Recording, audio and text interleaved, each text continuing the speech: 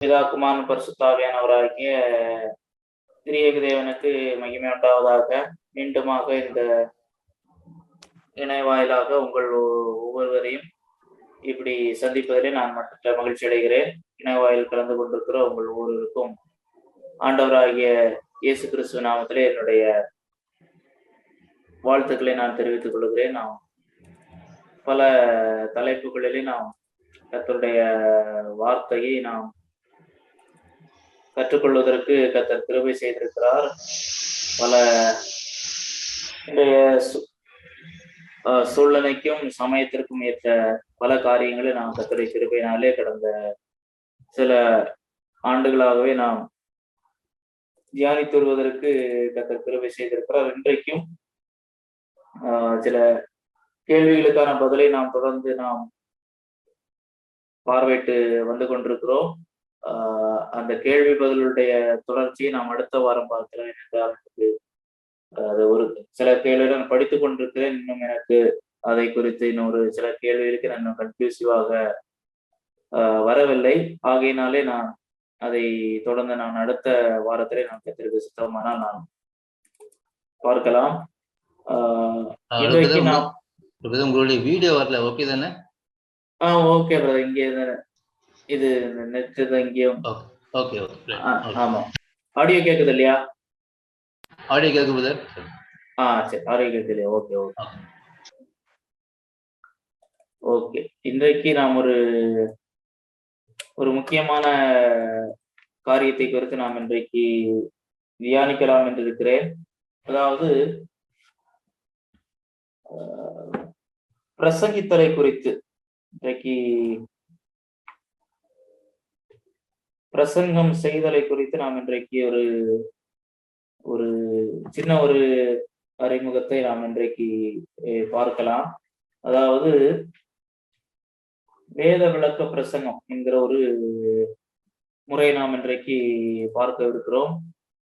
இன்றைக்கு பிரசங்கம் என்று சொல்லக்கூடியது இன்றைக்கு நாம் எல்லாரும் கேட்கக்கூடியது, நம்ம பல செய்யக்கூடியது இன்றைக்கு. ஆனால் பல இடங்களிலே பார்க்கும் பொழுது பிரசங்கம் என்கிற பெயரிலே பலவிதமான வசனத்திற்கு ஒவ்வாத காரியங்கள், முரண்பாடான காரியங்கள் பேசப்பட்டு வருகிறதை நாம் பார்த்து வருகிறோம். இன்றைக்கு பலருடைய இன்றைக்கு இணையதளம், இந்த இணையவழி சேவைகள், இணையதளத்தின் மூலமாக இன்றைக்கு அதிகமான பிரசங்கங்கள் வந்து கொண்டிருக்கின்றன.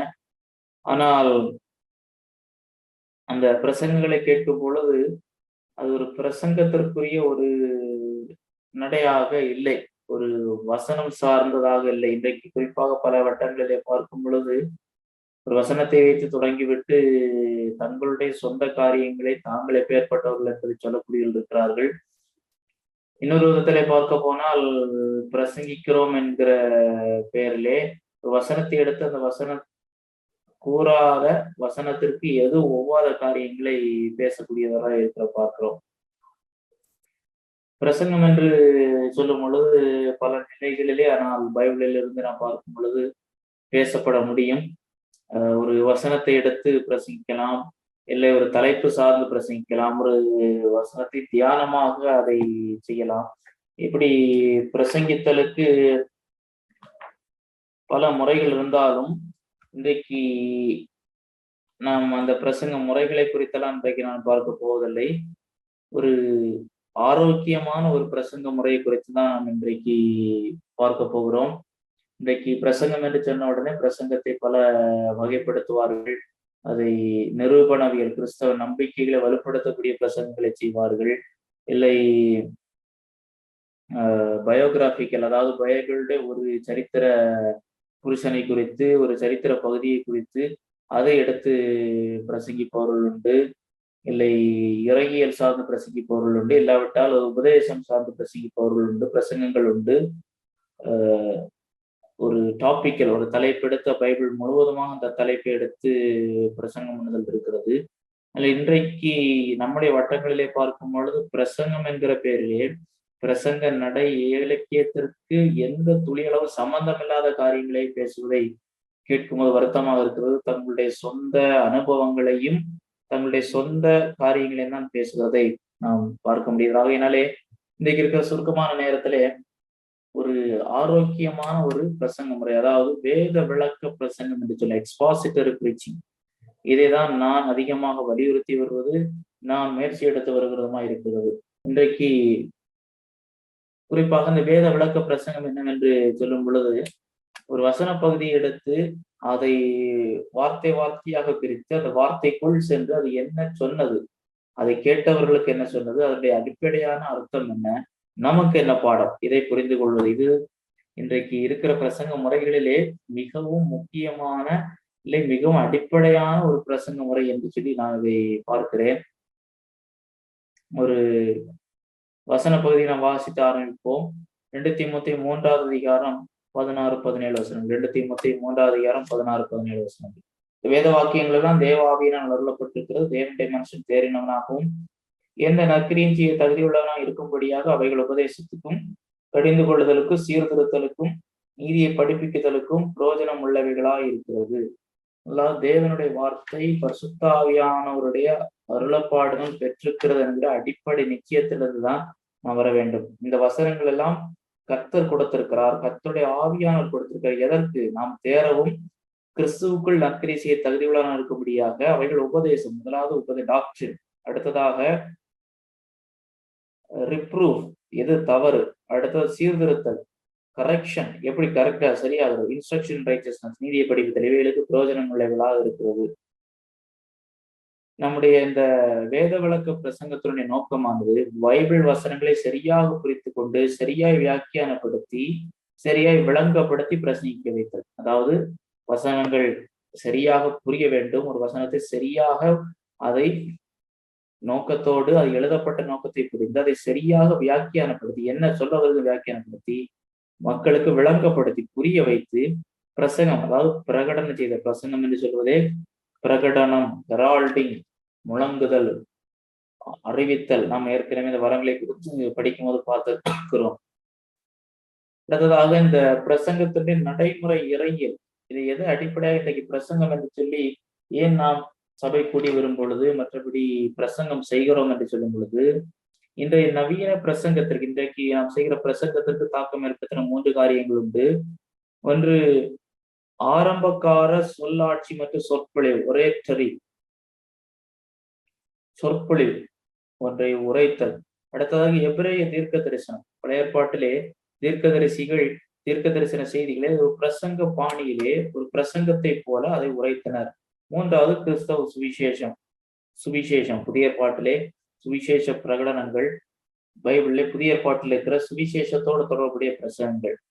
என்றால் பிரசங்கம், எதற்கு பிரசங்கம் என்று சொல்லும் பொழுது, ஒரு பிரசங்கம் தேவனுடைய தெய்வீக வெளிப்படுத்தலோடு தொடர்புடையது. ஒரு பிரசங்கிக்கிறோம் என்று சொல்லும் பொழுது, ஒரு அடிப்படையில என்னுடைய கதையோ உங்களுடைய கதையோ, என் குடும்ப பிரச்சனை உங்கள் குடும்ப பிரச்சனையும் அல்ல, தேவனுடைய வெளிப்படுத்தலாம். தேவனுடைய வாக்கியங்கள் தேவ ஆவியினால் அருளப்பட்டிருக்கிறது, தேவன் கொடுத்த வார்த்தைகளை சொல்வதோடு தொடர்புடையது. அடுத்ததாக பிரசங்கம் தெய்வீக வெளிப்படுத்தலை தெளிவாக விளங்க வைப்பதோடு தொடர்புடையது. தேவனுடைய வெளிப்படுத்தல், அந்த வெளிப்படுத்தலை தெளிவாக விளங்க வைக்க வேண்டும். 3வது பிரசங்கம் நடைமுறை பயன்பாடோடு தொடர்புடையது. இன்றைக்கு நாம் என்ன செய்ய வேண்டும் என்று சொல்லக்கூடியதோடு பிரசங்கம். ஒரு பிரசங்கத்துல பைபிள் அப்படி தீர்க்க தரிசனம் இருக்கிறது, முன்னறிவிப்பு இருக்கிறது, ஆகையினால் நாம் செய்ய வேண்டியது என்ன, அது ஒரு பிரசங்கம் வர வேண்டும். பிரசங்கம் தேவனுடைய நித்திய மீட்பின் நித்திய திட்டத்தோடு தொடர்புடையது. பிரசங்கத்தினுடைய நோக்கம் ஒரு தனி மனித புகழ்ச்சி அல்ல, தேவனுடைய திட்டம், குறிப்பாக நம்முடைய மீட்பின் திட்டம் அதில் அடங்கி இருக்கிறது. பிரசங்கம் சபையாருக்கு என்பதாக பொது அறிவிப்பு செய்தலோடு தொடர்புடையது. சபையாருக்கு என்பதாக பொதுவாக எல்லாரையும் உள்ளடக்கி, ஒரு தனி மனிதன் மட்டுமில்லாமல் இது அனைவரையும் உள்ளடக்குதலோடு தொடர்புடையது. பிரசங்கம் தனிப்பட்ட சாட்சியோடு தொடர்புடையது, நோக்கத்தோடு வலியுறுத்தோடு தொடர்புடையது. தனிப்பட்ட சாட்சி என்று இந்த இடத்துல சொல்லும் பொழுது, ஒரு நபர் பிரசங்கிக்க கூடியவர் அந்த பிரசங்கத்தின் செய்தியை விசுவாசிக்கிறார், அவர் மீட்கப்பட்டிருக்கிறார் என்கிற நிச்சயத்திலே அவர் நம்பிக்கையோடு பேசுகிறார், அதுவும் மாதிரி உள்ளடங்கும். ஒரு நன்றை நம்பாமலே அதை என்ன சொல்லுவது? பிரசங்கம் நோக்கத்தோடு வலியுறுத்துவது. ஏதோ இன்ஃபர்மேஷன் கொடுப்பதல்ல. இன்றைக்கு வாட்ஸ்அப்பிலே ஒரு நல்ல தகவல் புரிந்து பிடித்தால் ஏற்றுக்கொள், இதனை ஏற்றுக்கொண்டாவிட்டாலும் ஏற்றுக்கொண்டாலும் எனக்கு ஒன்றுமில்லை என்பதல்ல. ஒரு நோக்கத்தோடு, அது மட்டுமல்ல, வலியுறுத்துவது, ஒரு பெர்சுவேட், பைபிள் அநேகர் போல்டே நான் வலியுறுத்தி பேசக்கூடிய, அதோடு தொடர்புடையது. இதுதான் ஒரு பிரசங்கத்துடைய நடைமுறை. அடுத்ததாக பிரசங்கத்தினுடைய தத்துவம், இந்த பிலாசபி ஆஃப் டீச்சிங் என்று சொல்லுவோம். ஒரு பிரசங்கத்துடைய தத்துவம் என்னென்ன இருக்க வேண்டும் என்றால், அதுல பிரசங்கத்திலே என்ன முதலாவது தன்மை இருக்க வேண்டும். அது எப்படி ஒரு பிரசங்கம் வருகிறது என்று பார்க்கும் பொழுது, வாய் வழி தொடர்பு மோட். ஒரு பிரசங்கம் வாய் வழி வருகிறது. மெசேஜ், செய்தி, என்ன செய்தி வருகிறது? பைபிளுடைய உண்மைகள், வேதாக உண்மைகள். அந்த ஊடகம் யாரை பயன்படுத்துகிறார் தேவன்? பரிசுத்தாவியானுடைய செய்தி மனிதர்களை பயன்படுத்துகிறார். இதன் குறி என்ன? மார்க், பார்வையாளர்கள், அவர்களை சந்திக்க வேண்டும். நோக்கம் என்ன? தேவனுடைய வார்த்தைக்கு செவி கொடுத்தல். இவைகள் தான் பிரசங்கத்துடைய தன்மையா இருக்க வேண்டும். நம்முடைய வாய் மூலமாக தான் செய்தி வருகிறது, இல்லை ஒரு புத்தகமோ என்று எழுத்து மூலமாக செய்தி, பைபிளுடைய உண்மைகள், ஊடகம் பரிசுத்தாவியானவர், அடுத்ததாக மனிதர்கள், குறி அதை பார்க்கிறவர்கள் கேட்பது தெளிவடைய வேண்டும். நோக்கம் தேவனுடைய வார்த்தைக்கு செவி கொடுக்க வேண்டும். இது எப்படி செய்யறது? செயல்முறை என்று பார்க்கும் பொழுது, முதலாவது ஒரு பிரசங்கம் என்று சொன்னாலே, இன்றைக்கு அநேக இடங்களில் என்ன நடைபெறுகிறது என்று சொன்னால், மக்களுக்கு என்ன அவர் சொல்ல வேண்டுமோ அதை நேரடியாக ஒரு வசனத்தை சொல்லிவிட்டு, தியாகிகள் இப்படி செய்ய வேண்டும், அப்படி செய்ய வேண்டும் என்று சொல்லி வந்து விடுகிறார்கள். அது சரியல்ல. முதலாவது எக்ஸிஜிசிஸ் என்று சொல்லுவோம். அதாவது ஒரு வசனத்தை எடுத்தோம் என்றால், ஒரு பிரசங்கத்திற்கு வசனம் இருக்கணும். இன்றைக்கு அநேக இடங்கள்ல பிரசங்கத்துக்கு ஒரு வசனத்தை வைத்து தொடங்குவதில்லை. இப்பொழுது நாம் தேவனுடைய வார்த்தையை பார்ப்போம், தியானிப்போம் என்று சொல்லி மக்களுக்கான ஆலோசனையை அவர்களே சொல்லிவிட்டு அதை ஒரு பிரசங்கமாகவே சொல்லுகிறார்கள். அப்படி இருக்கக்கூடாது. ஒரு பிரசங்கம் என்று சொன்னால் ஒரு வசனம், இல்லாவிட்டால் வசன பகுதி, இல்லாவிட்டால் ஒரு புத்தகம். அந்த வசனங்களிலே ஆவியானுடைய நோக்கம், எதுக்கு இந்த வசனத்தை கொடுத்திருக்கிறார், யாருக்கு கொடுத்திருக்கிறார், எதுக்கு இப்படி ஆண்டவர் பேசியிருக்கிறார், யார்கிட்ட பேசியிருக்கிறார் என்கிற நோக்கத்தை கண்டறிதல். அதான் முதல்ல செய்யணும். அது எடுத்ததாக ஹெர்மன்யூட்டிக்ஸ், ஃபர்ஸ்ட் எக்ஸிஜீட் என்று சொல்லும்போது உள்ளே இருந்து எடுத்தல். ஹெர்மன்யூட்டிக்ஸ் என்றால் சரியாக வியாக்கியானம் செய்தல். அது எடுத்த வசன பகுதியை அது என்ன சொல்ல வருகிறது, முதலாவது கண்டறிதல், என்னன்னு நாம் புரிந்து கொள்ளுதல், பிரசங்கிப்போர் புரிந்து கொள்ளுதல். இரண்டாவதாக புரிந்ததை என்ன சொல்ல வருகிறது என்பதை இதை விளக்குதல். மூன்றாவது ஹொமிலிட்டிக்ஸ், அதாவது வேதாகமும் கூறும் உண்மைகளை மாறாமல் கேட்போருக்கு அறிவித்தல். அது என்ன சொல்ல வருகிறது, அதனுடைய அர்த்தம் என்ன, அதை உண்மையை மாற்றாமலே அந்த சொன்ன உண்மையை நமக்கு முன்பதாக யார் இருக்கிறார்களோ அவர்களுக்கு அறிவிக்கக்கூடியது. நான்காவதுல வரக்கூடியது எக்ஸ்போசிஷன். அதாவது எக்ஸ்போஸ் என்று சொன்னால் திரை விளக்குதல், திறத்தல், வெளிப்படுத்துதல். பைபிள் வசனங்களின் உண்மைகளை திறந்து எடுத்து அதன் மெய் அர்த்தத்தை, ஆவியான நோக்கத்தை கேட்போருக்கு அறிவித்தல் தான் எக்ஸ்போசிஷன். அப்படி என்றால் இதுல எக்ஸ்போசிட்டரி பிரீச்சிங், வேத விளக்க பிரசங்கம் என்று சொன்னால் குறிப்பிட்ட வேத வசனத்தை விளக்கி அதன் மைய கருத்துக்கள், உட்பிரிவுகளை வெளிக்கொண்டு வந்து கேட்போரின் வாழ்வோடு பிரயோகம் செய்து பேசுதல். மீண்டும் சொல்கிறேன், ஒரு குறிப்பிட்ட வேத வசனத்தை அதை விளக்கி அதனுடைய மைய கருத்து, ஒரு வசனம் எடுத்தால் மைய கருத்து, முக்கியமான கருத்தையும் உட்பிரிவுகளையும் வெளிக்கொண்டு வந்து அதை கேட்போரின் வாழ்வோடு பிரயோகம் செய்து பேசுதல். வசனம் இப்படி சொல்லுகிறது, ஆகையினாலே நமக்கு என்ன என்பதை, இதுதான் ஒரு பிரசங்கத்தினுடைய செயல்முறை. ஒரு பிரசங்கத்துல இந்த செயல்முறைகள் வர வேண்டும். இன்றைக்கு எடுத்த பிரசங்கத்தினுடைய மாதிரிகள் என்று சொல்லுவோம். நாங்கள் சொன்ன போல தலைப்பு சார்ந்த பிரசங்கம், வசன சார்ந்த பிரசங்கம், உரைநடை பிரசங்கம், வாழ்க்கை வரலாற்று பிரசங்கம், இறையியல் பிரசங்கம், நடைமுறை வாழ்வு பிரசங்கம், வேத விளக்க பிரசங்கம். எல்லா பிரசங்கங்களுக்கும் தனி சிறப்புகள் உண்டு. ஆனால் இதிலே மிக முக்கியமானது வேத விளக்க பிரசங்கம். வேத விளக்க பிரசங்கம் என்று சொல்லும் போது என்ன, ஒரு வசனத்தை விளக்கி மைய கருத்து, உட்பிரிவுகளை வெளிக்கொண்டு வந்து கேட்போரின் வாழ்வோடு பிரயோகம் செய்து பேசுதல். ஒரு வசனத்தை எடுத்தால் அந்த வசனத்திற்குள் நின்று அந்த வசனத்தின் ஒவ்வொரு பகுதியை எடுத்து அதை உள்ளே இருந்து அதனுடைய மூல அர்த்தத்தை, உண்மையான அர்த்தத்தை கொண்டு வந்து அதை கேட்போருக்கு புரிகிற விதத்திலே, அதை அவர்களை எடுத்து அறிவித்தல், அது எதற்கு அவர்களை மனம் திரும்புவதற்கு ஏற்றுக் கொண்டு வர வேண்டியதுதான் அவர்களை நோக்கம். இதுதான் வேத விளக்க பிரசங்கம். இப்படி எதுக்கு பிரசங்கம் பண்ணணும்? எதுக்கு ஒரு தோன்றணும்னு ஒரு வசனத்தை எடுத்தோம், ஒரு கதையை சொன்னோம், ஒரு 3 கதையை சொன்னோம், ஒரு மிஷனரி ஸ்டோரியை சொன்னோம், ஜெபித்து முடித்தோம் என்றிருந்தால் போதுமே என்று சொல்லி சிம்பிள் அண்ட் ஈஸி என்று சொல்லுகிறார்கள். அப்படி அல்ல. இப்படி செய்வதனால் என்ன நன்மை என்றால், பைபிள் அறிவில் வளர்ச்சி ஏற்படும். ஒரு நபர் ஒரு வரிசையாக ஒரு புத்தகத்தை அப்படியே பிரசங்கிப்பார் என்று சொன்னால், கர்த்தருடைய வார்த்தை குறித்த ஒரு தெளிவான பார்வை கேட்கிற விசுவாசிகளுக்கு உண்டாகும், பொறுப்புணர்வு உண்டாகும். அது வரிசையாக வரும் பொழுதுதான் அதை சரியான அர்த்தத்தை எடுக்கும் பொழுது வாழ்க்கையிலே பொறுப்பு வரும். அடுத்ததாக தவறாக பைபிளை வியாக்கியானிப்பதை தடுக்கும். ஒரு இன்றைக்கு ஒரு வசனத்தை எடுத்த உடனே தங்களுக்கு தோன்றினபடி எல்லாம் வியாக்கியானம் பண்றது, இது அப்படி அது இப்படி என்று சொல்லி குழப்பம் செய்கிறார்கள். ஆனா எப்படி செய்யும் பொழுது அப்படி சரியான அர்த்தத்தை நாம் கொண்டு வருவதனால தவறான வியாக்கியானம் வராது. எதை பிரசங்கிப்பதென்கிற அழுத்தம் ஏற்படாதபடி காக்கும். அதாவது இன்றைக்கு என்ன பிரசங்கம் பண்றது என்று சொல்லி எதையோ பேசுகிறார்கள் பல இடங்களில். ஆனால் ஒரு முறையாக ஒரு புத்தகத்தையோ ஒரு வசன பகுதியோ வரிசையாக வேர்ஸ் பை வேர்ஸ் எடுத்து பேசும்போது அந்த ஒரு டென்ஷன் இருக்காது. போதுமான ஆவிக்குரிய போஷாக்கை அளிக்கும். எவ்ரிடே எல்லா வேத வாக்கியங்களும் தேவாவினால் அருளப்பட்டிருக்கிறது. ஒவ்வொரு புத்தகத்திலும் ஆவிக்குரிய அதிகமான பாடம் உண்டு. நான் இடையிலே யோசியா ராஜாவை குறித்து ஒரு பிரச்சனை செய்தேன். ஏன்னா அவருடைய வாழ்வை குறித்து தியானிக்கும் பொழுது அதுல அவ்வளவு லெசன்ஸ் இருக்கிறது. ஆச்சரியமாக இருந்தது. அதற்கு என்னால எந்த வசனத்தையும் அதை முறையாக இந்த வேத விளக்க பிரசங்கத்தின் அடிப்படையில செய்யும் பொழுது அது ஒரு போஷாக்கு ஏற்படுது, ஆவிக்குரிய வளர்ச்சி ஏற்படுது. ஏனென்றால் வெறுமனே இது ஒரு அவர் இப்படி இருந்தார், இவர் இப்படி இருந்தார், பைபிள் அப்படி சொல்லுது, அந்த வசனம் அப்படி சொல்லுகிறது, ஒரு அர்த்தம் என்ன என்பதோடு நின்று விடாமல் அதை என்னுடைய வாழ்வோடு தொடர்பு படுத்துகிறோம் இந்த பிரசங்க முறையில. அப்படி இருக்கும் பொழுது அப்ப நான் என்ன செய்ய வேண்டும்?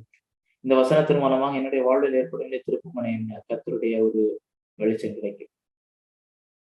இந்த இந்த மெத்தட்ல இந்த வேத விளக்க எக்ஸ்பாசிட்டரி பிரீச்சிங் எப்படி இந்த முறையிலே பிரசங்கிப்பது, அதிலே சில படிகள், முக்கியமாக சில படிகள் காணப்படுகிறது.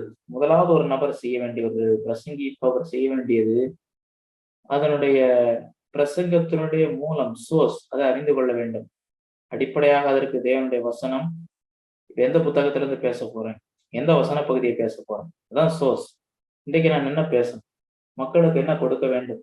அப்ப அதற்கு முதலாவது வசனம் தான் வேண்டும். வசனத்துல தான் பேச முடியும், பைபிளை விட்டு வெளியே பேச முடியாது. அப்போ வசனம்.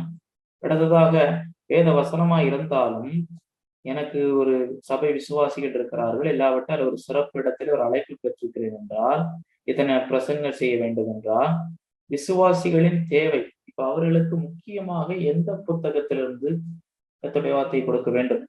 உதாரணத்திற்கு இப்பொழுது சபை ஒரு புதிய இடத்துல ஒரு புது சபை ஆரம்பிக்கப்பட்டு இப்பொழுதுதான் அங்குள்ள விசுவாசிகள் எல்லாம் கிறிஸ்துவுக்குள் வந்திருக்கிறார்கள் என்றால், யோவான் சுவிசேஷத்தை முறையாக வரிசை கிரமமாக இந்த முறையில பிரசங்கிக்கலாம், இல்ல ரோமர் புத்தகத்தை பிரசங்கிக்கலாம். எடுத்தவுடனாக தானியேல், வெளிப்படுத்தின விசேஷம் என்று தீர்க்க தரிசன புத்தகங்கள் அதற்கு போவதற்கு விட ஒரு ஆவிக்குரிய வளர்ச்சிக்கான அடிப்படையானவைகளை இவைகளை கொடுக்கலாம். இல்லை இவைகளை அடிப்படையாக பெற்றவர்கள் அந்த மற்ற புத்தகங்களுக்கு போகலாம். சபையின் சூழ்நிலை, ஒவ்வொரு சபைக்கும் நான் ஏற்கனவே சொன்னது போல வித சூழ்நிலை இருக்கும். அந்த சூழ்நிலைக்கு ஏற்ற விதத்தை அதை அறிந்து கொள்ள வேண்டும். தனிப்பட்ட அனுபவம்.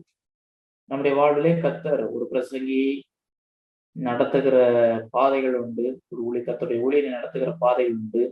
அப்படி இருக்கும் பொழுது அவர் ஒருவேளை ஒரு கடினமான பாதையில் நடந்து வரலாம். அப்படி யோபு புத்தகத்தை தியானிக்கும் பொழுது அந்த அவற்றிலிருந்து கர்த்தருடைய ஒரு நடத்துதலையும் தைரியத்தையும் சித்தத்தையும் அறிந்திருக்கலாம்.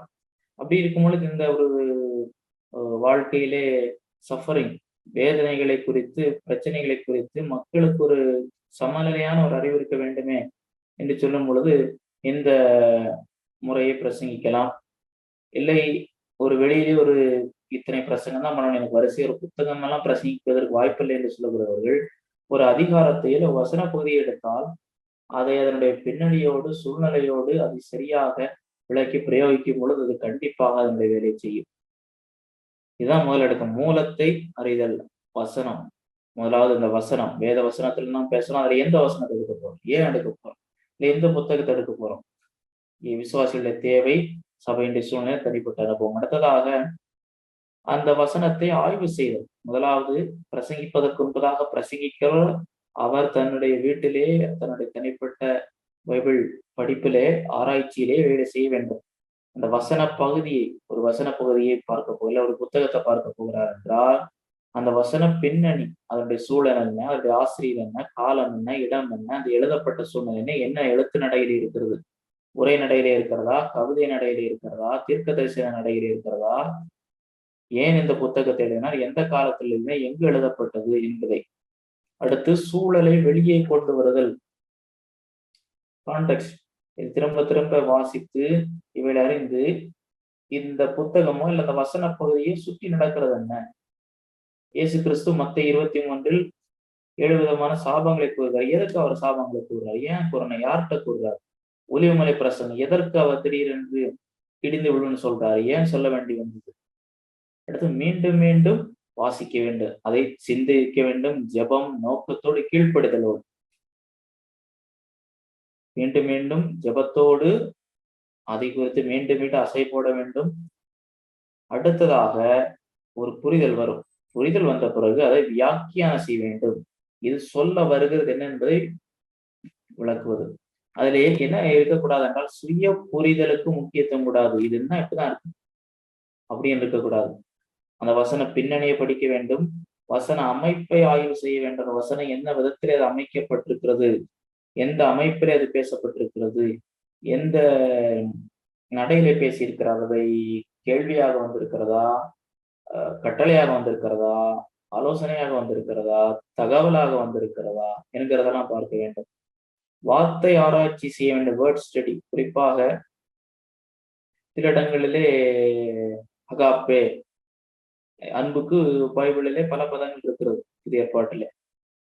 அதிலே ஒவ்வொன்றுக்கும் வார்த்தைகள், கணவன் மனைவிக்கு இருக்கிற அன்பு, ஒரு சரிய உணர்ச்சி பூர்வமான அன்பு, தேவனுடைய அன்பு, இப்படி இருக்கிறது. ஒவ்வொரு வார்த்தைக்கு சில இடங்களிலே இயேசு கிறிஸ்துவை குறித்து பேசப்பட்டு என்ன வார்த்தை, கிறிஸ்து. இந்த வார்த்தைகளை ஆய்வு செய்ய வேண்டியது.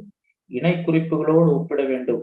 ஒரு வசன பகுதி இருக்கிறது என்றால் அந்த வசனத்தோடு தொடர்புடைய வசனமோ இல்லை இதே செய்தியை, இதே கருத்தை வலியுறுத்துகிற வசனமோ இணைத்து படிக்கும் பொழுது கூடுதல் தகவலோ ஒரு பூரண பார்வை கிடைக்கும். வியாக்கியான வசனத்தை மற்ற வசனங்கள் ஒப்பிடுதல் வேண்டும். எப்போதுமே வசனத்தை ஒப்பிட்டு அதை ஒரே கோர்வையில் கொண்டு போக வேண்டும். மட்டுமல்ல, வியாக்கியானம் செய்வதற்கு முன்பதாக இந்த வசனம், ஒரு பைபிளுடைய வசனங்கள் முதலாக சரித்திரத்திலே நாம் தான் படிக்கிறதில்ல, வியாக்கியானிக்கிறதில்ல. புதிய ஏற்பாட்டை எடுத்தோம் என்றாலே 2000 ஆண்டுகளாக இது படிக்கப்பட்டு, தியானிக்கப்பட்டு, வியாக்கியானம் செய்யப்பட்டு வருகிறது. ஆகையினாலே கடந்த காலங்களிலே, நம்முடைய காலங்களிலும் அநேகர் இதை செய்கிறார். ஆகையினாலே அவருடைய உதவி, விளக்கு உரைகளுடைய உதவி நமக்கு பயன்படும். வியாக்கியானம் பண்ண வேண்டும். அடுத்ததாக சம்பந்தப்படுத்த, இம்ப்ளிகேஷன். இந்த வசனம் கூறும் செய்தி என்ன, தேவனை குறித்து, மனிதனை குறித்து, இறையியல் உண்மைகள். இதுல தியாலஜி, இதுல என்ன இருக்குது, இந்த வசனம் தேவனுடைய என்ன குணத்தை பிரதிபலிக்கிறது, தேவனுடைய சர்வாளுமையை பிரதிபலிக்கிறதா, சர்வ வல்லமையை பிரதிபலிக்கிறதா, ஞானத்தை பிரதிபலிக்கிறதா, இரக்கத்தை பிரதிபலிக்கிறதா, மனிதன் என்றால் மனிதனுடைய பாவத்தை பிரதிபலிக்கிறதா, ரட்சிப்பை பிரதிபலிக்கிறதா என்பதை பார்க்க வேண்டும். மைய கருத்தை அடுத்ததாக ஒருங்கிணைத்து, முதலாவது ஒரு நபருடைய வேத ஆராய்ச்சியை அவருக்கு துவங்கி அதை பிரகடனம் பண்ணுவதிலே வர வேண்டும். இதுதான் ஒன்றிணைத்தல், யூனிஃபைங் தி தீம். இதெல்லாம் அந்த ஆய்வெல்லாம் பண்ணி கமெண்ட் என்ன கமெண்ட்ரி வச்சு இந்த கமெண்ட்ரி சொன்னார், அந்த கமெண்ட்ரி சொன்னார், நம்ம பேச முடியாது பிரசங்கிக்கும்.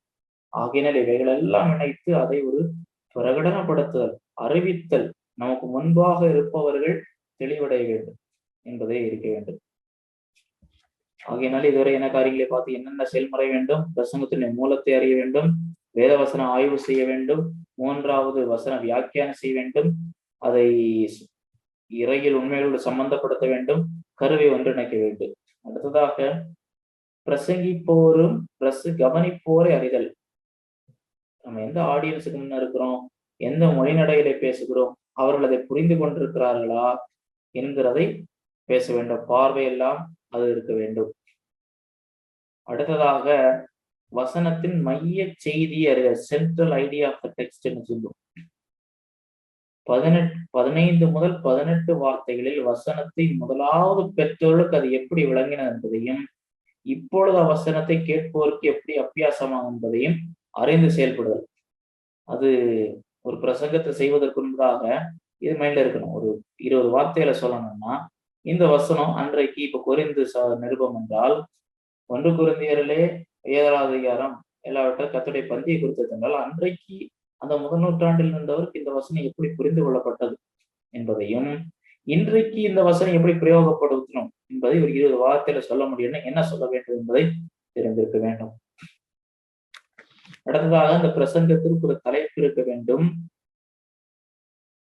அந்த பிரசங்கத்தினுடைய தலைப்பின் நோக்கம் என்ன? கவனத்தை பிரசங்கத்திற்கு நேராய் திருப்ப, மீண்டும் வலியுறுத்த, நினைவில் வைப்பதற்கு. மீண்டும் மீண்டும் வலியுறுத்த, மக்கள் நினைவில் வைப்பதற்கு. இப்போ பிரசங்க தலைப்பானது எப்படி இருக்கணும்? ஒரு தலைப்பு இருக்கணும், கேட்க விரும்புவதா இருக்கணும், சுருக்கமாக இருக்கணும், கவர்ச்சியாக இருக்கணும், பொருத்தமாக இருக்கணும். அது பிரசங்கிக்கப்படக்கூடிய தலைப்பாக இருக்க வேண்டும். அடுத்ததாக பிரசங்கத்திற்கு ஒரு அவுட்லைன் வேண்டும், உள்ளடக்க வரையறை. இது எதற்கென்றால் பிரசங்கத்திற்கு அமைப்பை தருகிறார். ஒரு அமைப்பு இருக்கும். அதை கேட்போருக்கு வழிகாட்டும். பிரசங்கத்தை சரியான விதத்தில் கொண்டு செல்லும். பிரசங்கத்தை ஒருங்கிணைக்கும். ஒரு உள்ளடக்க வரையறை என்றால் இந்த பிரசங்கத்திற்கு முகவரை என்ன, இந்த பிரசங்கத்திற்கு உள்ளே குறிப்புகள் என்ன. ஒருவேளை குறிப்புகள் என்னுடைய பிரசங்களிலே பார்த்தால் பல இடங்களிலே ஒரு குறிப்பை மட்டும் வைத்து நான் கூடுதலும் மையப்படுத்த மாட்டேன் என்றால், அந்த குறிப்புக்கு தேவன் அன்புள்ளவர் என்றால் அந்த அன்பை மட்டும் மையப்படுத்தி வசனங்களை கொண்டு வருவது போல் இருக்கும் என்றால், அந்த வசனத்திலே ஒவ்வொரு அம்சத்தையும் எடுத்து அதை பிரித்து பேசுவேன். அதுவும் ஒரு அவுட்லைனாக கொண்டு வரலாம். எதற்கு இன்னொன்னு என்னன்னு சொன்னா, ஒரு பிரசங்கம் என்னவென்று சொன்னால், ஒரு மணி நேரம் என்றால் அந்த 1 மணி நேரத்தில் நான் முகவரையும் கொடுத்து முடிவுரையும் கொடுத்து இடையில் எல்லாவற்றையும் சொல்ல முடியுமா என்பதை நாம் பார்க்க வேண்டும். முகமுறைக்கு எவ்வளவு நேரம், முடிவுரைக்கு எவ்வளவு நேரம், இடையிலே அந்த வசனத்திலே ஒவ்வொரு பிரிவுக்கும் எவ்வளவு நேரம். நேற்றைக்கு ஒரு பிரசங்கம் செய்த நான் ஆபோகு புத்தகத்திலிருந்து நான் ஒரு தலைப்பு கொடுத்தேன். உங்கள் துக்கம் சந்தோஷமாய் மாறும் எப்பொழுதென்று இயேசு கிறிஸ்து சொன்ன வார்த்தை யோவான் 16. அந்த வார்த்தையை எடுத்து ஆபோகு புத்தகத்தை பிரசங்கித்தேன். ஏன் இது எப்படி தொடர்பு? ஆபோகு 1வது அதிகாரத்திலே அவர் துக்கத்தோடு பேசுகிறார். ஏன் ஆண்டவரே இப்படி நடக்கிறது? ஆனால் அந்த புத்தகம் 3வது அதிகாரத்திலே முடியும் பொழுது நான் கர்த்தருக்குள் மகிழ்ச்சியா இருப்பேன். அப்ப இந்த ஆபோகுக்கு ஏன் துக்கம் வந்தது, ஏன் எப்படி மகிழ்ச்சியாச்சு அப்படி பார்க்கும் பொழுது அதற்குள்ளே அதை 3 அதிகாரங்களையும் 3 உபதலைப்புகளுக்கு நான் பிரித்தேன். அதுக்கு முதலாவது நான் பின்னணியை கொடுத்து ஆபோகுக்கு யார், அந்த ஆபோகுக்கு எந்த கட்டத்துல எதற்காக இந்த புத்தகத்தில் இல்லைன்னா அந்த புத்தகத்தை சுருக்கம் என்ன, அந்த புத்தகத்துல என்னென்ன செய்திகள் இருக்கிறது ஆகியதுல இருந்து நமக்கான பாடங்கள் என்ன சொல்லி அந்த மையக்கருவோடு அந்த தலைப்போடு நான் முடித்தேன். நம்முடைய வாழ்க்கையிலே நம்முடைய துக்கம் மகிழ்ச்சியா மாறுவதற்கு என்ன செய்ய வேண்டும்? சூழ்நிலைகள் மாறாவிட்டாலும் மகிழ்ச்சியா இருக்கும். அதான் என்னுடைய கருத்து. ஆபோகுடைய பிரசங்கத்திலே பார்க்கும் பொழுது பாபிலோனியன் வருவான், நியாயம் தீர்ப்பான், இவர் அதை குறித்து புலம்புகிறார் என்றால் ஆண்டவர் சில நிச்சயங்களை கொடுக்கும் பொழுது நேரடியாக உடனடியாக சூழ்நிலையை மாற்றுவேன் என்று சொல்லவில்லை. உங்களுடைய துக்கத்தை, உங்களுடைய பிரச்சனையை எடுத்து விடுவேன் என்று சொல்லவில்லை. ஆகிலும் அத்திமரம் துளிர் விடாமல் போனாலும் மகிழ்ச்சியா இருக்கு என்று சொல்ல முடிந்தது. ஆகையினாலே இப்ப ஒரு அவுட்லைன் இருக்க வேண்டும். பிரசங்கத்தை மெருகேற்றுதல், ஆம்பிளிபிகேஷன், இன்னும் என்னென்ன காரியங்கள் செய்யலாம்னு சொல்லும் பொழுது சில கேள்விகளை நமக்கே கேட்டு பார்க்க வேண்டும். ஒரு பிரசங்கத்தை, நம்முடைய வேத விளக்க பிரசங்கத்தை கேட்போர் புரிய எந்த பகுதியை சொல்லும் பொழுது புரிய கஷ்டப்படுவாங்க. உதாரணத்திற்கு சகரியா தீர்க்கதரிசியினுடைய தரிசனங்களை எல்லாம் சொல்லும் பொழுது மேலோட்டமாக சொல்லும் பொழுது புரிவதற்கு கஷ்டமாக தான் இருக்கும். உடனடியாக உடன்படாதவைகள் நான் சொன்ன உடனே அவர்கள் ஒருவேளை இதை கேள்விப்படாமல் இருக்கலாம், இல்லை அவர்கள் கேள்விப்பட்டது இதற்கு முரண்பாடாக உள்ளதை அவர்கள் புரிந்து கொண்டிருக்கலாம். எது இருக்கிறது? அடுத்ததாக எப்படி உண்மைகளை பொருத்தமாக்குவது? வசனத்துல இது தெரியுது உண்மை என்ன, ஆனா அதை பிரசங்கமாக கொண்டு வந்து அவர்களுடைய வாழ்க்கையில் எப்படி பொருத்தி பார்ப்பது? அடுத்ததாக தேவையான பிரசங்க பொருள் வகைகளை தெரிந்தெடுத்தல், பிரசங்க பொருள் வகையை கட்டுதல், வளர்த்தல், டெவலப்பிங் த சர்மன். என்னென்ன மெட்டீரியல், என்னென்ன காரியங்கள் இருக்கிறது, ஒரு பிரசங்கத்தை எந்தெந்த வகைகளிலே எந்தெந்த முறைகள், எந்தெந்த ஒரு அதை நம்ம அடுத்ததாக நான் சொல்லுகிறேன். அடுத்ததாக பிரசங்க, அதுல என்ன வேண்டும்? பிரசங்க உபகரணங்கள். சில உபகரணங்களை நம்ம இதை இன்னும் மெருகேற்றுவதற்கு பயன்படுத்த முடியும். அது என்ன செய்ய வேண்டும் என்றால், என்னென்ன காரியங்கள் இருக்க வேண்டும்? ஆர்குமெண்டேஷன், ஒன்றை நாம் வாதிட வேண்டும், அதிகாரத்தோடு செய்ய வேண்டும், தவறுகளை மறுக்க வேண்டும், படிப்படியாக கொண்டு போக வேண்டும். ஒரு ரயில் கொஞ்சம் கொஞ்சமா போவது போல அடுத்து கிளைமேக்ஸை கொண்டு வர வேண்டும், இயல்பாக இருக்க வேண்டும், தொடர்புடையதாக இருக்க வேண்டும், மாதிரியோடு இருக்க வேண்டும். அடுத்ததுல எப்படி மெருகேற்றுதல் என்று பார்க்கும் பொழுது, முதலாவது நான் சொன்னேன், சில கேள்விகள் கேட்டு பார்க்க வேண்டும். அடுத்ததாக பிரயோகம் செய்தல், அப்ளிகேஷன். நிறைய பேர் நிறைய பேக்ரவுண்ட் இன்ஃபர்மேஷன், அதெல்லாம் சரித்திரம், கான்டெக்ட், பின்னணி சொல்லுவார்கள். அதனால நமக்கான பாடம் தான் கடைசியில முக்கியமான, அதிலே கொண்டு வர வேண்டும். அதிலே எப்படி பிரயோகம் பண்ணுகிற முறைகள் என்ன என்று சொல்லும் பொழுது, அது ஒவ்வொருவருக்கும் தனிப்பட்ட முறையிலே இருக்க வேண்டும், பர்சனலா இருக்க வேண்டும், தீர்க்கமான திட்டமாக முறையில் இருக்க வேண்டும், ஈர்க்கத்தக்கத்திலே இருக்க வேண்டும். அதாவது ஒரு பிரயோகம் என்று சொல்லும் பொழுது அவங்க எப்படியா இருந்தாங்கன்னு இல்லாம, அது இப்படி இருக்கிறதா என்று இருக்கத்தக்க விதத்துல இருக்க வேண்டும். பிரயோகம் எப்படி செய்ய வேண்டும்? பிரயோகம் செய்ய தயாரா இருக்க வேண்டும். எப்போதுமே உங்களுடைய வாழ்க்கையிலே இப்படி நடைபெற வேண்டும் என்றால், நான் நேற்று பண்ணின பிரசங்கத்தின் அடிப்படையிலே பார்த்தால், ஆபகு கண்ணீர் சந்தோஷமாக மாறினது உங்கள் வாழ்க்கையில நடைபெற வேண்டுமானால், நான் ஒரு காரியங்களை சொன்னேன், 3 காரியங்களை சொன்னேன். ஆபகுக்கு 3 அதிகாரத்திலிருந்து 3 குறிப்புகள் எடுத்தேன். முதல் அதிகாரம், நம்முடைய வாழ்க்கையிலே பிரச்சனைகள், குழப்பங்கள், நமக்கு தெரியாதவைகள், புரியாதவைகள் கிறிஸ்துவுடைய வாழ்விலே வரும் என்பதை அறிந்து வைத்திருக்க வேண்டும். ஏனென்றால் ஆபகுக்கு நிறைய காரியங்கள் புரியவில்லை. ஏன் ஆண்டவர் எப்படி நடக்குது? ஏன் யூதா அப்படின்னு பாவத்தில் இருக்கிறாங்க? ஏன் ஆண்டவர் நியாயப்பிரமாணம் பலனிட்டு போகிறது கத்தர் கேட்கவில்லை? அப்ப ஆண்டவர் பதில கொடுக்க பாபிலோனி. அப்ப இவருக்கு திரும்பவும் புரியல. பாபிலோனின் இன்னும் கொடுங்கோலன் ஆயிற்று, அவனை எப்படி அனுமதிக்கலாம்? அப்போ அதற்கு தயாரா இருக்க வேண்டும். அடுத்து 2வது அதிகாரத்திலிருந்து நான் பேசினேன். 2வது அதிகாரத்திலே ஆண்டவர் இன்னும் பாபிலோனியனுடைய மேல் வரக்கூடிய நியாய தீர்ப்பு குறித்து கத்தர் பேசும்போது, ஆபகுக்கு எல்லாம் புரியாவிட்டாலும் தேவனுடைய சர்வாளுமை திட்டத்திற்கு சித்தத்துக்கு அர்ப்பணிக்கிறார். நமக்கு புரியுதோ இல்லையோ, கத்தர் செய்வது சரியாதான் இருக்கு. இவள் இப்ப எனக்கு உடனே புரியாமல் இருக்கலாம். அது 3வது, அதை அறிந்து கொண்ட நிச்சயத்தை பெற்றுக்கொண்டு அதற்காக துதிக்கிறார். கடந்த காலங்களில நினைத்து, கத்தாவே பாபிலோனியன் வருவான், அழித்து போடுவான், ஆகிலும் கடந்த காலங்களிலெல்லாம் எங்கள் தேசத்தை பாதுகாத்தீர், அவன் நிர்மூலமாக்கினாலும் எங்களை விசுவாசத்தால் நீதிமான் பிழைப்பான், எங்களை நிறுத்துவீர், அத்தி மரத்துளிர் விடாமல் போனாலும், என்னுடைய ஆஸ்திகள் எல்லாம் போனாலும், நஷ்டமானாலும் நம்பிக்கையா இருக்கு. அந்த பிரயோகம் எப்படி வசனத்தை பிரயோகம் எந்த விதத்தில் செய்யணும் அறிஞ்சிருக்கணும். நேர்மையாக பிரயோகம் செய்யணும். அந்த வசனம் என்ன சொல்லுதோ அதை அடிப்படையில பிரயோகம் செய்யணும். இல்ல ஆடியன்ஸ் இருக்கணும்னு சொல்லிட்டு அது சொல்லாத ஒன்று ப்ராமிஸ் பண்ணக்கூடாது. அந்த பிரயோகத்தினுடைய வல்லமை அறிஞ்சிருக்கணும். கிறிஸ்துவை போன்ற குணங்களை வாழ்வில் வளர செய்ய வேண்டும். அடுத்ததாக உதாரணங்கள், இந்த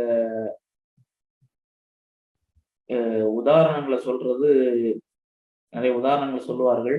உதாரணம் இதிலே மெருகேற்றும், ஆனால் கவனமாய் செய்ய வேண்டும். திட்டமிட்டு உதாரணங்களை உபயோகிக்க வேண்டும். உதாரணங்கள் தெளிவுபடுத்தும், தீவிரப்படுத்தும், பொருத்தும், ஏற்கும் வாதம். ஒரு உதாரணத்தை கொடுக்கும் பொழுது, இப்போ ஒரு எக்ஸாம்பிள், ஒரு காரியத்தை பேசுகிறோம் என்றால் எங்க இந்த எக்ஸாம்பிள் எடுக்கணும்? வேதாகமத்திலிருந்து எடுக்கலாம்.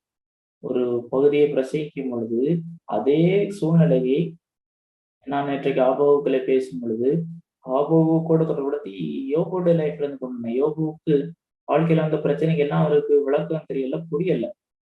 புரியாத உடனே அவர் கீழ்ப்படியாமல் இருக்க வேண்டும் என்றெல்லாம், புரியாவிட்டாலும் கர்த்தருடைய திட்டத்திற்கு ஒப்பு கொடுக்க வேண்டும். அது யோபுடைய எல்லாருடைய வாழ்க்கையில நடந்தப்போ வேறு உதாரணங்களை கொண்டுள்ளலாம். அதே போல தற்கால நிகழ்வுகள், இயற்கை, வேறு பிரசங்க உதாரணங்கள், புத்தகங்களிலிருந்து, இணையதளத்திலிருந்து உதாரணம் கொடுக்கலாம். ஆனால் என்னை பொறுத்தவரையிலே இந்த உதாரணங்கள் இவைகள் எல்லாம் உதாரணத்தை பொறுத்த வரைக்கும் எல்லாம் ஒரு சாப்பாட்டிற்கு ஊறுகாய் போல இருக்கும். பிரசங்கமே உதாரணம் இருக்கக்கூடாது. எக்ஸாம்பிள், இன்றைக்கு கரண்ட் ஈவெண்ட்ஸ்ல இருந்து பேசுறோமோ அது கொண்டு வரலாம். பிரசங்கத்தை தொடங்கும் போது உதாரணம் கொடுக்கலாம், இல்லை முடிக்கும் போது கிளைமேக்ஸ்ல வரும்போது ஒரு சாட்சியை சொல்லலாம். அவருடைய விசுவாசத்தை வலுவூட்டுவதற்கு. அப்போ அது ஒரு நன்மை பயக்கும். அது ஊறுகாய சாப்பாடு அளவு வச்சுட்டு பிரியாணிய வந்து ஊறுகாய் அளவுக்கு வச்சா அது எவ்வளவு மோசமா இருக்குமோ அந்த மாதிரி ஆயிடும். உதாரணத்தையே பேசிக் கொடுத்தார். அந்த இதெல்லாம் ஒரு நபர்ல இருக்கணும். அதை கட்டி எழுப்புவது. அப்படி என்றால் ஒருவர் வந்து இதை பிரசங்கிக்கிறார் என்றால், அவர் ஒரு கையெழுத்து பிரதி மனுஸ்கிரிப்ட்.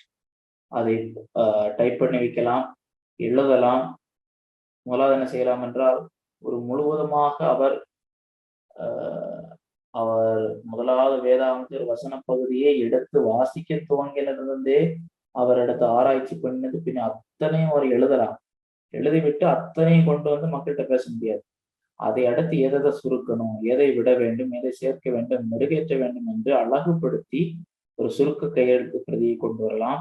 அதிலிருந்து ஒரு உள்ளடக்க அவுட்லைனை கொண்டு வந்து எவ்வளவு நேரத்தில் கொண்டு வர முடியும் என்று பார்க்கலாம்.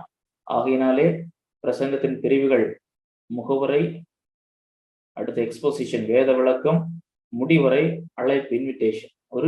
அவர்களுக்கு ஒரு அழைப்பு கொடுத்தல். ஒரு அழைப்பென்றால் ஆல்டர் கால் கொடுக்க வேண்டும் என்றல்ல, அழைப்பென்றால் அவர்களுக்கு ஒரு சேலஞ்சு கொடுக்கிறது. அதுல உள்ள எக்ஸ்போசிஷனை பற்றி பார்த்தோம்.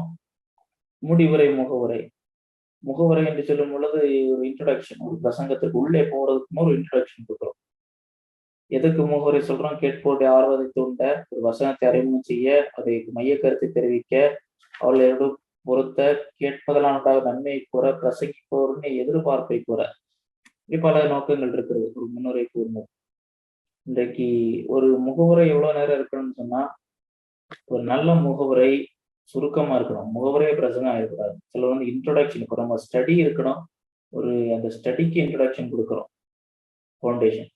ஒரு பிரசங்கத்துக்கு முன்னுரையே பிரசங்கம் ஆகிடக்கூடாது. ஒவ்வொரு பிரசங்கம் ஒரே மாதிரியான முன்னுரை இருக்கக்கூடாது.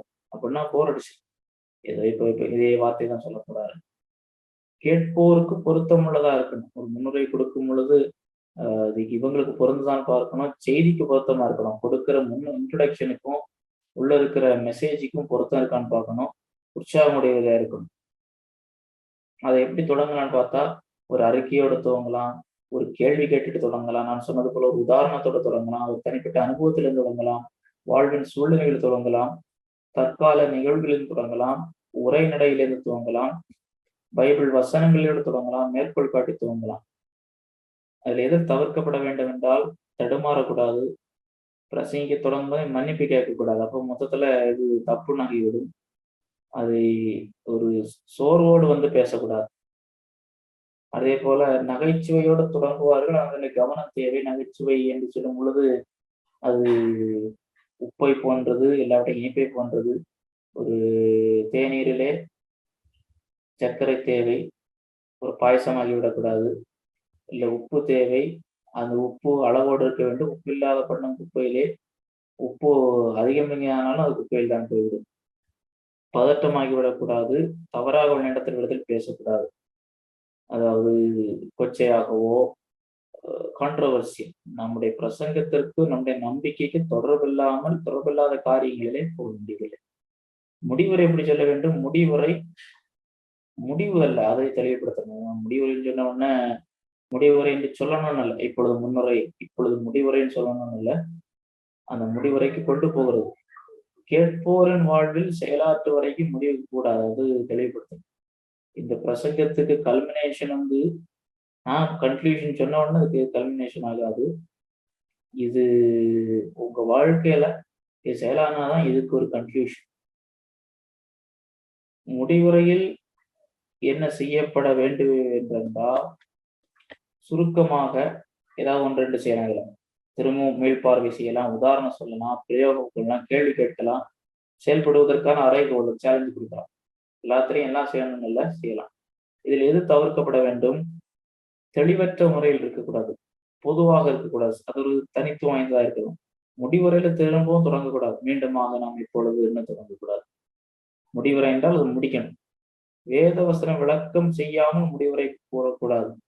இன்ட்ரோடக்ஷன் கன்க்ளூஷன், சிலருக்கு பிரசங்கத்தை பார்த்தா இன்ட்ரோடக்ஷன் கன்க்ளூஷன் என்ன அவங்க இடத்துல இன்ட்ரோடக்ஷன்லேயே இருக்கும், உதாரணம் இருக்கும், ஏதாவது இன்ட்ரோடக்டரி மேட்டர்ஸ்ல இருக்கும். அடுத்து நேரம் அங்க போயிடும். ஒரு வசனத்தை சொல்லுவாங்க, நேர ஆகையால் இப்படி மக்களே பேருங்களே அப்படி போகக்கூடாது. இன்ட்ரோடக்ஷன் ஒரு 5 நிமிஷம், கன்க்ளூஷன் 5 நிமிஷம். அதுக்கு உள்ள இருக்கிற எக்ஸ்போசிஷன், இந்த வசனத்தை எடுத்து பிரித்து உள்ளே புகுந்து எடுத்து அதை விளக்கி பிரகடனப்படுத்தி அவங்க லைஃப்ல கொண்டு வந்து அப்ளை பண்ணி, அதுதான் முக்கிய இடம் அப்படிங்கன்னா. முடிவரை நீண்டு செல்லக்கூடாது.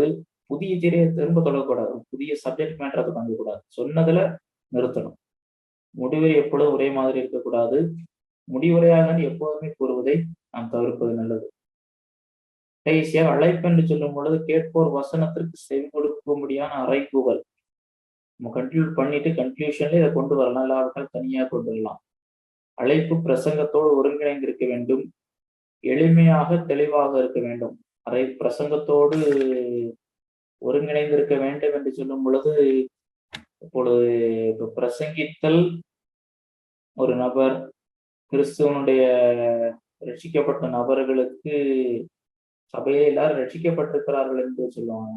நம் நிச்சயத்தோடு ரட்சிக்கப்பட்டவர்களுக்கு செய்கிற பிரசங்கத்தை பண்ணிவிட்டு இயேசுவை விசுவாசிக்கிறவர்கள் கை தூக்குங்கள் என்று அதற்கு முதலிடம் கொடுக்க வேண்டியதில்லை. ஒரு காஸ்பல் மீட்டிங்ல அறைகூவல் ஒரு விதமாக இருக்க வேண்டும். ரட்சிக்கப்பட்டவர்களுக்கு அதற்குரிய கமிட்மெண்டோடு கூட அந்த செய்தியோடு கூடிய ஒரு கமிட்மெண்ட்டுக்கு கொண்டு போக வேண்டும். செயல்படுத்தலை தூண்ட வேண்டும். தீர்மானம் எடுக்கத்தக்கவைகள் இருக்க வேண்டும். பயமுறுத்தக்கூடிய விதத்தில் திரட்டன் பண்ணக்கூடாது, மிரட்டக்கூடாது. பெர்சுவேஷன், நாம் அதை அவர்களுக்கு உந்துதல் என்பது வேறு, மிரட்டுதல் என்பது வேறு. இல்லைன்னா அப்படி ஆயிரம் இப்படி ஆயிரம் என்று வசனம் சொல்வதை சொல்வது தவறில்லை, மிரட்டி பேசக்கூடாது. இது இதனுடைய வெற்றி என்னவென்றால் அதை கேட்போர் ஒவ்வொரு தங்க இதுல என்கிட்டயே ஆண்டவர் பேசின மாதிரி இருந்தது என்று சொல்லத்தக்க விதத்திலே அது இருக்க வேண்டும். இதுதான் ஒரு ஆரோக்கியமான ஒரு பிரசங்க முறை இன்றைக்கு. ஆனால் வருந்தத்தக்க விதத்திலே பார்த்தால் பல பிரசங்கத்திற்கு ஒரு துவக்கமும் கிடையாது, முடிவும் கிடையாது, எங்க தொடங்கி எங்க போகுதுன்னு தெரியாது, தலைப்பும் கிடையாது. ஒரு வசனத்திடத்து அந்த வசனத்திற்கு உள்ளே நின்று பிரசங்கிப்ப பலருக்கு தெரிவதில்லை, அதை பற்றி கரிசனையும் இல்லை. ஏதோ பேசணும். இன்றைக்கு இணையதளத்திலேயும் யூடியூப்லயும் பார்த்தா அநேக குப்பை ரகமான பிரசங்கங்கிற பேர்ல இருக்குது. இந்த சிலவைகளை பார்த்தால் அவர்கள் ஒரு வசனத்தை மட்டும்தான் பேருக்கு நினைந்தால் பைபிளை தான் பிரசங்கிக்கணும்னு சொல்லிட்டு ஒரு வசனத்தை எடுத்துட்டு நான் அங்க போனேன், நான் இங்க போனேன், அப்படி நடந்து இப்படி நடந்து, உண்மையாகவே அவருடைய ஊழியத்திலே கத்தர் கிரியை செய்திருந்தால் கத்தருக்கு ஸ்தோத்திரம். ஆனால் வசனத்தை பேச வேண்டிய இடத்திலே சுய பிரபல்யத்தை பேசக்கூடாது. இயேசுவோ அப்போஸ்தலர்களே எவ்வளவு பிரசங்கம் பண்ணாங்க. அப்போஸ்தலர் பண்ண பிரசங்கத்துல, போல் பண்ண பிரசங்கத்துல எல்லாம் பார்க்கிறோம். போலுடைய பிரசங்கங்கள் இருக்கிறது, பேதருடைய பிரசங்கம் இருக்கிறது. தன்னை பற்றி பேச நான் ஒருவேளை அங்க போயிருந்த போது இப்படி நடந்தது. அவர்களுக்கு இல்லாத அனுபவமோ அவங்களுக்கு இல்லாத ஊழியமா நமக்கு இருக்குது. ஆகையினாலே அவைகளெல்லாம் சுய மகிமைக்கு கொண்டு செல்லக்கூடியது. இது ஒரு காலத்துல நான் எடுத்த பாடம், அதில் ஒரு அவுட்லைனை தான் நான் உங்களுக்கு கொடுத்தேன். ஒரு ஜஸ்ட் ஒரு உங்களுக்கு ஒரு டேஸ்டுக்காக இப்படி பிரசங்கிக்கலாம் என்று சொல்லக்கூடிய இவ்வளவுக்கு அவர் பிரசங்கிப்பது என்று சொல்லக்கூடியது எளிதானது அல்ல. இது ஏதோ எல்லா வேலையை போல ஏதோ சும்மா ஞாயிற்றுக்கிழமை காலையில போய் நிக்கணும், ஏதோ கடமைக்காக செய்ய வேண்டும் என்றில்லை. இவ்வளவு ஆயத்தம், இவ்வளவு ஜெபம், அவ்வளவு தீர்மானம், அவ்வளவு திட்டத்தோடு ஒரு பெரிய ஒரு மாளிகையோ ஒரு பெரிய அரண்மனை பெற்றவர் எவ்வளவு திட்டமிடுவாரோ அவ்வளவு இருக்கிறது. குறிப்பாக ஒரு வசனத்தை கொடுத்தால் அந்த வசனம் சொன்னது என்ன, இன்றைக்கு அந்த வசனம் சரியாக மக்கள் புரிந்து கொண்டார்களா, அவருடைய வாழ்க்கையில தீர்மானித்தார்களா, அதுதான் வெற்றி. இதுதான் வேத விளக்க பிரசங்கம். இதுதான் அதிகமாக நான் விரும்புவது, வலியுறுத்துவது. இது ஒரு நபர் ஒரு உள்ளூர் சபை என்று சொன்னால் அந்த உள்ளூர் சபையானது ஒவ்வொரு புத்தகமாக போய்கொண்டே இருந்தது என்று சொன்னால் பைபிளுடைய 66 புத்தகங்களும் கர்த்தர் நம்முடைய வாழ்வினுடைய பக்தி விருத்தியாக கொடுத்தது. ஆகையினால் இந்த 66 புத்தகங்களும் படிக்கப்பட வேண்டும். அப்படின்னா இந்த 66 புத்தகங்களும் பிரசங்கிக்கப்படும். அப்படி ஒரு முறையான ஒரு ஷெடியூல்ல இது போய்கொண்டிருந்தது என்று சொன்னால் இப்போ சில சமயத்துல ஸ்கிப் பண்ணலாம். ஒரு முக்கியமான சூழ்நிலைகள்ல ஒரு வேற ஏதோ பிரச்சனை, தேசத்துல பிரச்சனை, சபையில பிரச்சனைன்னா அதை நிறுத்தி வைத்து விட்டு அந்த பிரச்சனையை அட்ரஸ் பண்ணலாம். மற்றபடி இன்றைக்கு ஆண்டோடைய கிருபையினால மேலை நாடுகளில் இந்த எக்ஸ்போசிஷனல் ப்ரீச்சிங் அதிகமான சபைகளிலே இது இந்த முறை வருகிறதுனால இங்கு அபூர்வமா இருக்கிறது சொல்லப்படுவதில்லை. ஆனாலும் இது மிக முக்கியம் என்று நம்புகிறேன். இவைகளை முயற்சிக்கலாம், இவைகளை நீங்கள் உற்சாகப்படுத்தலாம். கர்த்தர் தாமே உங்கள் ஒவ்வொருவரையும் ஆசீர்வதிப்பார். பிரசங்கம் பண்ணும்போது நிறைய கொட்டேஷன்ஸ் பைபிள்ல இருந்து கொடுக்குறாங்க. அந்த மாதிரி அதுவும் அப்படி அந்த அளவுக்கு கொடுக்க வேண்டிய அவசியம் இருக்கா? இல்ல அப்ப என்ன சொன்ன இலஸ்ட்ரேஷன் நம்ம சொன்ன உதாரணம் சொன்னாலே அதுல வரும் கொட்டேஷன் கூட நம்ம சேர்த்துக்கலாம் எக்ஸாம்பிள் போல. ஆனா ப்ரீச்சிங்கே அந்த ஹோல் ப்ரீச்சிங்கே கொட்டேஷன் ஆயிருக்காது. கொட்டேஷன் மீன்ஸ் ரெஃபரன்ஸ் கேக்குறேன். ரெஃபரன்ஸ்னு சொல்லும்போது பைபிளுக்குள்ள கிராஸ் ரெஃபரன்ஸ். ஆமா, கிராஸ் பைபிள் சொல்றது. பைபிளுக்கு வெளியிலே கொட்டேஷன் கொடுப்பாங்களே யாராவது சொன்னதை, அதை நான் சொன்னேன். கிராஸ் ரெஃபரன்ஸ் நம்ம பார்த்தோம் இல்லையா, அது கண்டிப்பாக வேணும். ஆனா நிறைய பேர் என்ன செய்வாங்கன்னா, ஒரு வசனத்தை எடுத்துட்டு அதுக்கு ஒரு கன்கார்டன்ஸை பார்த்துட்டு 100 வசனம் எடுப்பாங்க. அதை வாசிங்க இதை வாசிங்கன்னு. அந்த தொடர்புபடுத்துற வசனத்திற்கு அது எதை பற்றி பேசுது, யாரை பற்றி பேசுது ஒன்றும் இருக்காது. அவங்க ஜஸ்ட் வாசித்துக்கிட்டே இருப்பாங்க. அப்படி வாசிக்கும் போது இவங்களுக்கு ஒரு கன்கார்டன்ஸை பார்த்து எடுக்கும் போது அந்த ஒரே வார்த்தை வரதை எடுக்கும். ஆனா அதுக்கு அங்க இருக்கிற மீனிங் என்ன வேற, அது யாருக்கு சொல்லப்பட்டது, எதுக்கு சொல்லப்பட்டது, எதுவும் சொல்ல மாட்டாங்க. அது தவறு. ஒரு ஒரு வசனத்துக்கு கிராஸ் ரெஃபரன்ஸ் எடுத்தா அந்த கிராஸ் ரெஃபரன்ஸ் எதுக்கு சொல்லி இருக்குது, அது யாருக்கு சொல்லி இருக்குன்னு சொல்லணும். அப்பதான் லிங்க் பண்ணணும். கிராஸ் ரெஃபரன்ஸ் அடிப்படையில ஒரு இப்போ ராஜாக்கள்ல நாளாகமத்திலையும் இஸ்ரவேலுடைய ஏதோ ராஜாக்களை பத்தி இருக்கிறது. நாளாகமத்துல பிரசங்கிக்கும் போது ராஜாக்கள் அந்த பத்தி இருக்கிற குறிப்பை சொல்லலாம். இங்க எல்லாத்தது அங்க இருக்கும், அங்க எல்லாத்தது இங்க இருக்கும். அப்போ அதை லிங்க் பண்ணும்போது நமக்கு கிளாரிட்டி கிடைக்கும். இல்லை இங்க ஒரு டாக்டரினை பற்றி பேசுறோம், இல்லை ஒரு வருகிறது என்றால், ஒரு டாக்டரினல் எலமெண்ட் இருக்கிறது என்றால், உபதேசம் சார்ந்த ஒரு பதம் வருகிறது என்றால், அதை இன்னும் தெளிவாக வேத வசனங்களை வேற இடத்துல பேசியிருக்குன்னா இது இந்த இடத்துல இது இந்த காரியத்துல பேசியிருக்கு என்று சொல்லலாம். அதுதான் நம்முடைய நோக்கமே ஒழிய கிராஸ் ரெஃபரன்சஸ் அப்படி எடுத்து சும்மா கொடுத்து கொண்டே இருக்க வேண்டும் என்று அல்ல. இன்ட்ரோடக்ஷன் பாடி அண்ட் அதெல்லாம் நம்ம பார்க்கறோம். பரிசுத்த ஆவியானவரை சார்ந்து அவர் சொல்லுவதை சொல்லும் அளவிற்கு நம்ம அப்படி ஆயத்தமா இருந்து ஒரு முக்கியமான ஒரு கட்டம் இல்லையா? அது அவசியமா? அதாவது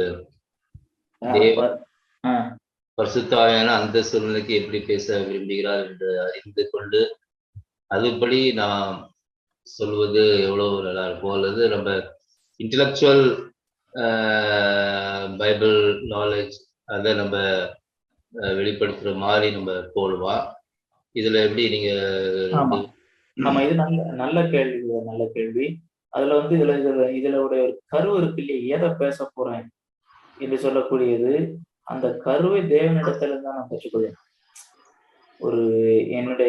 நான் ஒரு எல்டர் இல்லை நான் ஒரு பாஸ்டர் என்றால் என்னுடைய காங்கிரிகேஷனுக்கு இப்போ என்ன தேவை, அதை ஜெபத்தோடு நான் ஜெபத்தோடு எனக்கு யாருக்கு என்ன கொடுக்கும், நான் ஜெபத்தோடு இருக்கும்போது கர்த்தர் ஒரு நடத்துதலை கொடுப்பார். இந்த பாரத்தை தருவார். இந்த வசன பகுதியை இல்லாவிட்டால் இந்த ஒரு உபதேசம் சார்ந்த காரியத்தை இல்லை இந்த நபருடைய வாழ்வை பேசினால் அவர்கள் பிரயோஜனப்படுவார்கள், பக்தி விருத்தி அடைவார்கள் என்று கர்த்தர் பாரம் தருவார். தரும்போது ஆண்டவர் எப்போதுமே தன்னுடைய வசனத்திற்கு முரண்பட மாட்டார். தேவனுடைய திட்டம், அவருடைய வார்த்தை எதற்கு கொடுக்கப்பட்டதோ அது மக்களை சென்றடையணும். அதுதான் அவருடைய திட்டம். வசனத்தை தான் மக்களை கொண்டு போகணும். ஆகையினாலே அதற்கு தேவன் எந்த விதத்திலும் தடையா இருக்க மாட்டார். அதை அவர் எதிர்க்கிறவர் அல்ல. அவருடைய நோக்கமே அவர் என்ன வசனத்தை எதற்கு கொடுத்தாரோ அது சரியாக யாருக்கு எதற்கு கொடுக்கப்பட்டதோ அதை மக்கள் புரிய வேண்டும், அதை தன்னுடைய வாழ்க்கையில பிரயோகப்படுத்தணும். அதற்காக தான் தேவன் போதக வரத்தை வைத்திருக்கிறார், சபையிலே போதகர்களை வைத்திருக்கிறார். இல்லைன்னு சொன்னா அதுக்கு தேவையில்லை. எல்லாரும் வாசியுங்கள், உங்களுக்கு தோன்றினதை எடுங்கள் என்று சொல்ல. ஒருத்தருக்கு உங்களுக்கு என்ன தோணுதோ ஒருத்தருக்கு புத்தி சொல்லுங்க, ஒருத்தருக்கு நீங்க புத்தி சொல்லுங்க. இதுல இருந்து நான் புரிஞ்சுக்கிட்டேன், இப்படி புரிஞ்சுக்கிட்டேன், அது ஆண்டவர் சொல்லலாம் இல்லையா? ஆண்டவர் ஆகையினால்தான் சபையிலே போதகர்களை வச்சிருக்கிறார், பிரசங்கத்தை வைத்திருக்கிறார். போல் சொல்ல, நீ என்னிடத்தில் கற்றுக்கொண்டு நிச்சயத்தில் நிலைத்திரு, அதை அவரிடத்த தலைமுறைக்கு கடத்தி செல்லும் சொல்லி பரிசுத்தாவியானவருடைய செயல் இதிலே விளங்குகிறது. இது தேவனுடைய செயல்தான். இன்றைக்கு சிலர் வந்து சொல்லுவாங்க, இது வந்து ஸ்காலாஸ்டிக்கா இருக்கிறது வந்து ஆவியானவருடைய ஒரு இது அல்ல என்று சொல்லி. அப்படி அல்ல. இதுலதான் என்ன பார்க்கணும்னு சொன்னா, அந்த ஆடியன்ஸுக்கு போகும்போது அது எப்பேற்பட்ட ஆடியன்ஸுக்கு எந்த அளவுக்கு கொடுக்கணும். அதாவது இந்த இந்த மெத்தட்ல ஒரு சாதாரண ஆடியன்ஸுக்கு நம்ம கொடுக்க முடியும். சாதாரண ஒரு கிறிஸ்தவ வாழ்க்கையில் புதிதாக இருக்கிறவர்களையோ கல்வி அறிவில் குறைந்தவர்களுக்கோ இதை கொடுக்க முடியும். ஒரு அறிமுகத்தை கொடுத்து விட்டு, ஒரு வசன பகுதியை எடுத்து விட்டு, அவர்களுக்கு அன்றைக்கு இது சரியாக அப்படிப்பட்ட இடத்தில் பேசும் பொழுது அதிக ஒரு கிறிஸ்தவர்களுக்குள்ளே வித்தியாசமான கருத்துக்கள் இருக்கக்கூடியவர்களுக்கு அதிக நம்ம போக வேண்டியதில்லை. அதே இடத்துல ஒரு விசுவாசத்தில் வளர்ந்தவர்களுக்கோ இல்லை பல டினாமினேஷன்ஸை குறித்து பார்த்தவங்களுக்கோ அவர்களுக்கு கேள்வி இருக்கு, ஏன் இந்த வசனத்தை இப்படி 4 விதமா வியாக்கியானம் பண்றாங்க, ஜலத்தினால் ஆவினால் பிறகுது அப்படின்னு சொன்னா அதுக்கு பல இன்டர்பிரிட்டேஷன் சர்ச்சை ஹிஸ்டரியிலே ஒவ்வொரு டினாமினேஷன்ல இருக்கு. ஒரு புது விசுவாசிக்கு அதற்குள்ள அதிக டிஃபரன்சஸ் ரொம்ப சொல்லாம சரியான வியாக்கியானத்தை அந்த பின்னணி எடுத்து விளக்கினால் போதுமானது. அதே விதத்துல வளர்ந்தவர்களுக்கு இல்ல கேட்கிறவர்களுக்கு ஏன் அவங்க அப்படி சொல்றாங்க, அப்போ ஜலத்தினால்னா தண்ணி ஞானஸ்நானமா, ஆவியினால் சொன்னால் அபிஷேகம், அந்நிய பாஷை இதெல்லாம் சொல்றாங்க இல்லையா, இதுவா அப்படி இருக்கிறவர்களுக்கு அவைகளை பேச வேண்டும். இதுல பரிசுத்தாவியானவருடைய ஒரு கைடன்ஸ், இதுல யாருக்கு எந்த அளவிற்கு பேச வேண்டும். அதான் நான் சொன்னேன், நம்ம ஒரிஜினலா நம்ம ஸ்டடி பண்ற அத்தனையும் கொண்டு பிரீச்சிங்களை கொண்டு வர வேண்டியதில்லை. அதுல இருந்து நான் ஒரு கமெண்ட்ரி படிக்கிறேன், அந்த கமெண்ட்ரி வந்து அப்படியே ஓமிட் பண்ணணும்னு, அதை அப்படியே வந்து ஜனங்களுக்கு நான் ப்ரெசென்ட் பண்ணணும் இல்லை. இதெல்லாம் படிச்சுட்டு இதுல இருந்து கரெக்டான ஒரு central point of the text சிஐடி அதை எடுத்துட்டு அதை எப்படி ஜனங்களுக்கு கொடுக்குறது, இதுல பரிசுத்தாவியுடைய உதவி லீடிங் நமக்கு மிகவும் பிரயோஜனமா இருக்கிறது. இதை சரியான விதத்திலே சரியான எண்ணத்தோடு செய்ய கண்டிப்பாக ஆவியானவர் இருப்பார். என்றால் வசனத்திற்கு சரியான விதத்தில் செய்கிறது அதுதான் அவர் கொடுக்கிறது. அதற்கு விரோதமாகவோ அதை தடுக்கிற விதத்தில் செயல்பட மாட்டார். ஆனால் அந்த இடம் பொருள் ஏவல்னு சொல்லுவோம், அது ஒவ்வொரு இடத்திற்கு மாறுபடும், அதை கேட்ட விதத்துல செய்யும். சிங்கம் வந்து மெயினா அந்த ஆடியன்ஸ் உடைய ஹியரிங் அதை வச்சு மாறுபடும் மெயினா இல்லையா? ஹியரிங்னு சொல்லும்போது இல்ல ஆடியன்ஸ், அதாவது புதிய விசுவாசிகள் என்றால் அவர்கள் லெவல்ல தான் கொடுக்க முடியும். ஆமா ஆமா, அவருக்கு கொஞ்சம் வளர்ந்தவங்கன்னா வருது, முதிர்ந்தவங்கன்னா ஒண்ணு. ஆமா, அதுக்கு ஏற்றப்பதான் நம்மளுடைய பிரசங்க. ஆமா, நான் சொன்னேன் இல்லையா, நம்முடைய ஆடியன்ஸ் நம்ம என்ன பிரசங்கிக்கிறோம் என்பதை வந்து நம்முடைய ஆடியன்ஸும் அதுல ஒரு முக்கிய ஒரு